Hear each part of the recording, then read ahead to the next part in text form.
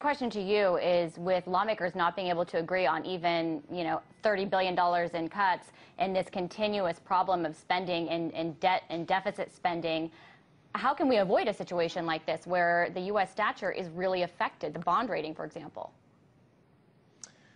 Well, look, we have to separate two things here. First of all, there is absolutely no risk whatsoever of the United States not being able to pay its debts because its debts are denominated in its own currency, the U.S. dollar, of which it is the issuer. So there is no issue of solvency. There cannot be an issue of solvency. The United States is always going to be able to pay its debts. I think a lot of what is going on here is fear-mongering. Look, if you look at Japan, for example, which had its credit rating downgraded several times by the rating agencies, the 10-year yield on the Japanese government bond, the equivalent of our 10-year Treasury, is yielding 1.5%. So the interest rate will be unaffected. However, I will say this. A lot of people view this, I think, through sort of a prism of misinformation. Some of that misinformation in that piece you just rolled. What is the misinformation? I mean, they do believe... What's the misinformation you feel, Mike? The misinformation in the sense that a downgrade would lead automatically and necessarily to higher or skyrocketing interest rates.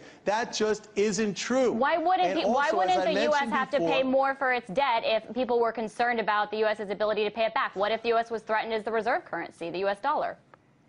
Because, as they said in that package, the U.S. has no inability to pay it back because it issues dollars. It could print the dollar to make the payment on the debt. I mean, there's no way that it's not going to be able to make that payment on the debt. What if the U.S.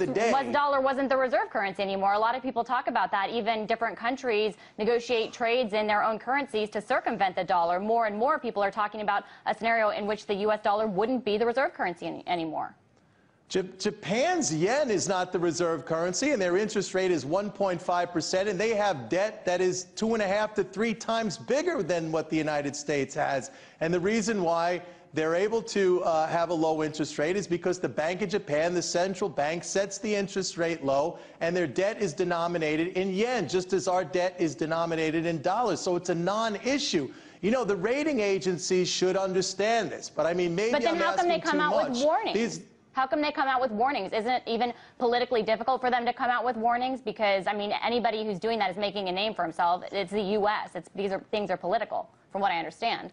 The warnings are ridiculous. They are inapplicable to a sovereign nation that issues its own currency. I've had discussions with the rating agencies. Look, these are the same agencies that rated the toxic subprime debt AAA. So, I mean, how do we take them with any level of credibility after that? The fact of the matter is, any country, whether it's the United States, whether it's Japan, whether it's any country that issues its own currency, never has an issue of solvency if its debt is denominated in its own currency. It could always make that payment.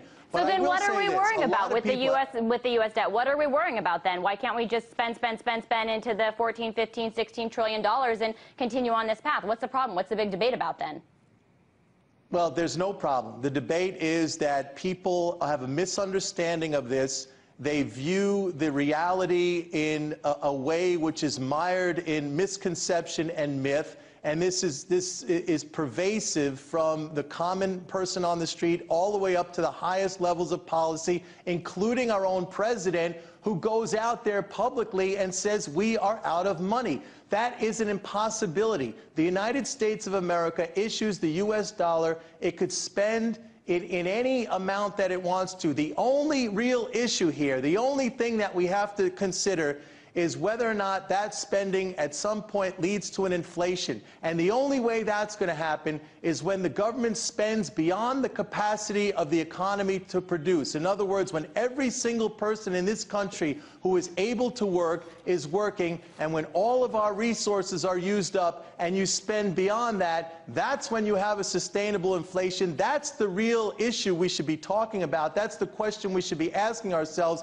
And frankly, with a 9% unemployment rate and millions of people out of work and industrial capacity far below what our potential is and millions of unsold homes and all this other excess capacity that we have, What we should be doing is increasing demand, and the way that we do that in an economy where most people are trying to cut back their debt is for the government to step in and stimulate demand by spending on infrastructure, on education, on healthcare, on basic research and development, on transportation, on alternative energy. These are the things we did in the past. These are the things that created the real capital that was passed along from generation to generation. It's what made this country rich, and it's exactly the thing we're not doing now because we've become sidetracked on this nonsensical issue of the government of the United States running out of money when it is an impossibility.